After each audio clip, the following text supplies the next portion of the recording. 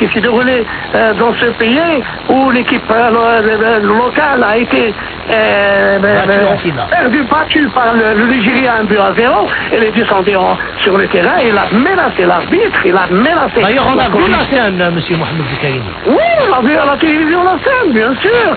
Non, mais quand vous voyez cette année même, au début, moi j'ai regardé, j'essaie de vous envoyer la vidéo. Quand vous voyez Colina sur le terrain, court derrière le président de l'équipe A et il le serre devant tout le monde, devant tous les arbitres, devant. Qu'est-ce que vous entendez? Alors les arbitres, je suis là, c'est moi qui décide qui va à la Coupe du Monde.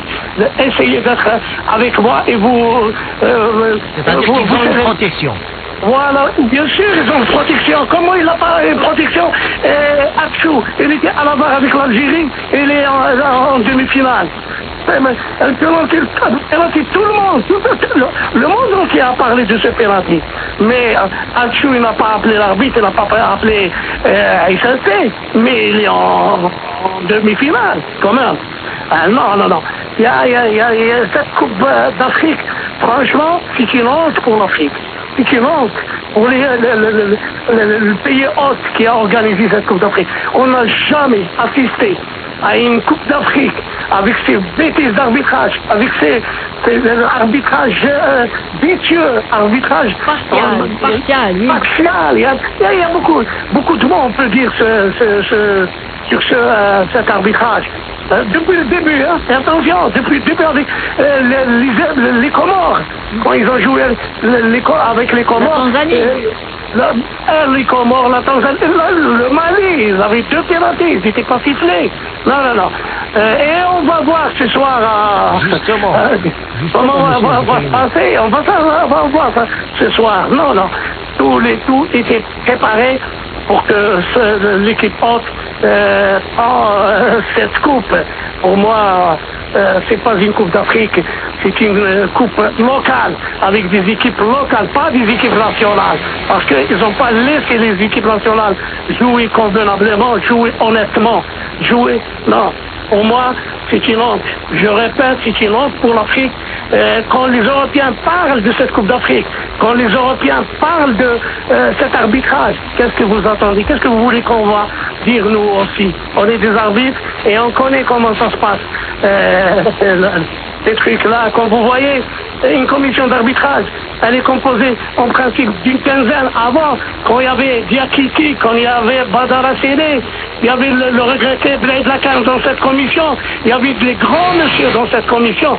On n'a jamais... C'est vrai, il y a quelques erreurs d'arbitrage, mais pas à ce stade, mais pas à ce point.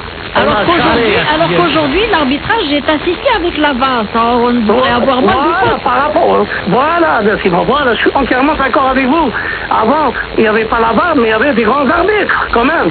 Mais maintenant, avec la VAR, mais le problème, il faut que les gens sachent que cette VAR, elle est gérée, ou bien elle est manipulée, ou bien elle est...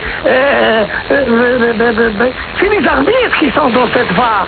C'est des arbitres, c'est des êtres humains, c'est des personnes, c'est pas quelque chose électronique, comme goal line technologie, où si le ballon dépasse la ligne de but, la montre, il y a une puce dans ce ballon, que la montre va sonner chez l'arbitre et lui dit que le ballon a dépassé la ligne. Mais non, la VAR, non.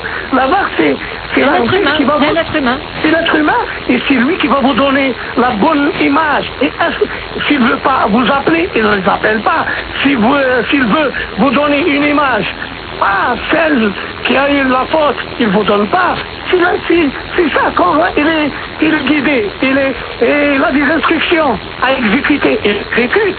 C'est ça. Autre question, M. Zekarini, si vous permettez. Oui. Le match Nigeria-Pays hôte va commencer dans 3 minutes. Daniel Larea, le Ghanéen au sifflet. Attendiez-vous à un autre arbitrage scandaleux ce soir? Non, il faut s'attendre à tout. Les arbitres sont choisis. Je dis bien sont choisis. Il faut s'attendre à tout. On l'a vu aujourd'hui. l'a vu. Ah, celui-là, il a fait son travail en première mi-temps. Même l'Aria, il faut que, même l'Aria, même il aura des pénalités non sifflées, il aura des buts non accordés, il aura... Oh, vous croyez que, ça y est, le Nigeria va... Mais si le Nigeria, il faut qu'elle marque des buts de 40 mètres. Ah oui, vous avez raison, hein, vous avez raison. Il faut qu'elle marque des buts de 40 mètres, il faut un penalty bien tiré par le maillot et... Le Nigeria ce soir aura 12 adversaires. Hein, ouais. Vous croyez que le pays hôte en demi-finale ne va pas en finale? Sauf c'est un miracle. Mais moi, je ne crois pas à ce miracle. Personnellement. Moi non plus. Je ne crois pas à ce miracle, mais qu'est-ce que vous voulez? Moi, je crois au miracle. Peut-être, moi. On va se rencontrer demain soir, hein? Ah oui, avec plaisir. Inch'Allah. Merci beaucoup. Merci beaucoup, monsieur Mohamed Zakarini, d'avoir été avec nous. Et c'est toujours vraiment un grand plaisir de vous avoir, monsieur Mohamed Zakarini. Nassima, Hamza, c'est un grand plaisir et c'est un grand honneur pour moi de discuter avec vous en direct sur la chaîne 3. Et n'oubliez pas de passer le bonjour au directeur, hein? Attention. Je ne manquerai pas, et en plus vous éclairez tellement bien nos auditeurs que c'est ça le but. Merci beaucoup. Merci infiniment. Bonne soirée. Au revoir, bonne soirée. Au revoir. Alors Hamza, voilà, ce soir, on verra difficilement le Nigeria battre le pays organisateur. On croit au miracle. Le Nigeria, c'est la meilleure équipe. Tout à fait. Le football. On est fair play, ils nous ont battus, mais il faut le dire. Voilà, ils ont été supérieurs à nous, ils nous ont dominés. Espérons aujourd'hui que le Nigeria sera plus fort que l'arbitrage du Gambien, Daniel Larry. Merci Hamza Rahmouni, merci à tous d'avoir participé à l'émission. À la réalisation, il y avait Fouad Hamadi, Samir à la technique et il y avait également Nesseline à la régie d'antenne. Je vous souhaite une excellente soirée à l'écoute d'Alger Chaîne 3. Vous retrouverez ce soir l'autre Bénédir pour la spéciale de 23h15. Quant à moi, je vous dis à demain, on l'espère, pour d'autres informations concernant pas seulement la Coupe d'Afrique des Nations, mais tout le sport sur les ondes d'Alger Chaîne 3. Alger Chaîne 3, le flash. Il est 21h sur les ondes d'Alger Chaîne 3. Walid Selmen est dans les studios pour le flash d'information. Walid, bonsoir. Bonsoir Nassima, mesdames, messieurs, bonsoir. Les enfants à besoins spécifiques seront scolarisés dans le milieu scolaire ordinaire, une mesure importante adoptée aujourd'hui par le gouvernement lors de sa réunion hebdomadaire. Des classes spéciales seront ouvertes à cet effet. L'exécutif s'est penché également sur des dossiers dans les secteurs de la culture et la formation professionnelle avec l'annonce de la création de l'orchestre philharmonique d'Algérie qui consolidera la présence de notre pays sur la scène culturelle internationale. Le Premier ministre Sifir El Yebki a réuni les Wali par visioconférence. La réunion est consacrée aux préparatifs du mois de Ramadan et l'approvisionnement du marché en produits de première nécessité. Dans son intervention, Sifir El Yebki a insisté sur l'importance d'adopter une approche proactive et recommande le renforcement du suivi au niveau local. De son côté, le ministre de l'Intérieur et du Transport a mis en avant le rôle pivot des collectivités locales, à leur tête les Wali, dans la mise en œuvre des directives du gouvernement pour une préparation optimale du mois sacré.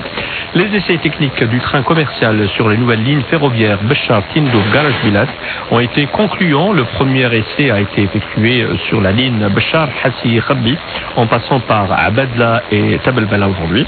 Un deuxième essai est prévu demain sur la ligne Hassi, Khabbi, Garage Bilat. C'est ce qu'indique l'Agence nationale des études et du suivi des investissements ferroviaires. Au Proche-Orient, la création d'un comité technocrate palestinien est annoncée pour la gestion de Gaza. C'était lors de la réunion du Caire sur la mise en œuvre de la deuxième phase du cessez-le-feu. Et puis l'Iran qui se défendrait contre les ingérences étrangères. Téhéran parle d'un complot contre sa stabilité suite aux manifestations qui secouent le pays. Le ministre iranien des Affaires étrangères a souligné la détermination du peuple à défendre la souveraineté nationale et la sécurité du pays. Suite aux tensions géopolitiques au Moyen-Orient, les prix du pétrole ont augmenté, dépassant les $66 le baril. L'OPEP a indiqué dans son rapport mensuel que la demande de pétrole devrait encore augmenter d'1,4 barils en 2027 et ce quasiment au même rythme que celui prévu pour l'année en cours. Du sport pour terminer avec la CAN de football, le Sénégal qui a composté son billet pour les demi-finales au détriment de l'Égypte. pour la finale. Score final de cette confrontation, 1-0 en faveur des Sénégalais. Je vous retrouve à 22h pour le sommaire complet de l'édition de la nuit. Très bonne écoute.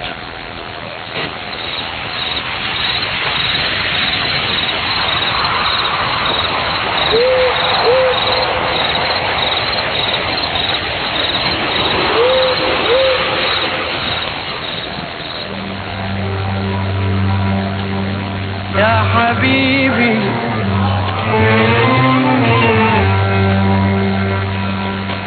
يا حبيبي